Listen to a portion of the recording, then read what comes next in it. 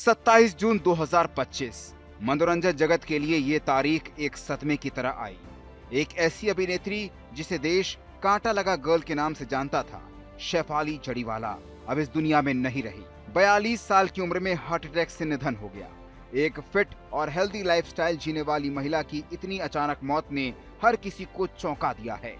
लेकिन इसी बीच एक वीडियो सोशल मीडिया पर वायरल हो गया, जिसमें अभिनेता पारस छाबड़ा ने उनकी कुंडली को लेकर कुछ चौंकाने वाले दावे किए। वीडियो में पारस कहते हैं, आपकी जन्म कुंडली के अष्टम भाव में चंद्रमा, बुध और केतु एक साथ है। ये एक बेहद अशुभ योग माना गया है।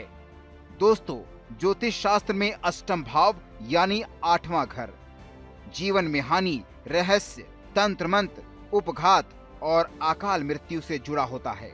और जब इस भाव में चंद्रमा, बुध और केतु जैसे ग्रह एक साथ हों तो इसका प्रभाव सामान्य नहीं रहता। दोस्तों, चंद्रमा को मन और भावनाओं का कारक माना जाता है, वहीं केतु एक रहस्यमयी और छाया ग्रह है जो मानसिक उलझन, भ्रम, भय और आध्यात्मिक विचलन लाता है। जब चंद्र और केतु एक साथ आते हैं तो व्यक्ति अक्सर मानसिक बेचैनी, अनियंत्रित विचार और रहस्यमयी घटनाओं का सामना करता है। और अगर ये अष्टम भाव में हो तो ये योग अकाल मृत्यु तक को जन्म दे सकता है।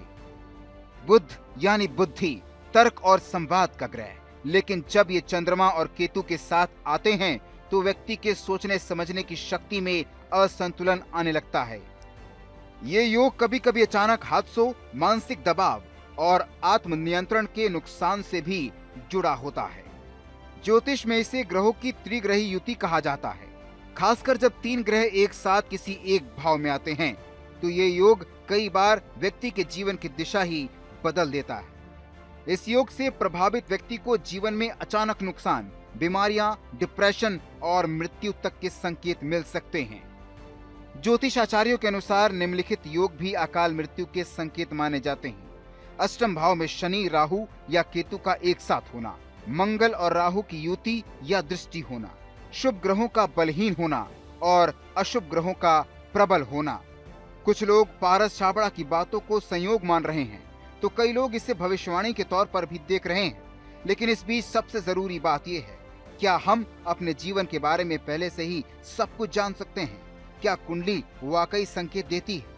दोस्तों, ज्योतिष कोई डराने वाली विद्या नहीं, बल्कि चेतावनी देने वाली प्रणाली है। अगर किसी के कुंडली में अष्टम भाव में चंद्र, बुध या केतु हो या मंगल राहु का योग बने तो कुछ उपाय माने गए हैं, जैसे महामृत्युंजय का जाप, केतु बीज मंत्र, चंद्र शांति मंत्र। वहीं दान पुण्य करने से भी ये दोष मिटते हैं, जैसे गरीबों को दूध, चावल, नीला वस्त्र, नारियल दान करना भी शुभ माना गया है।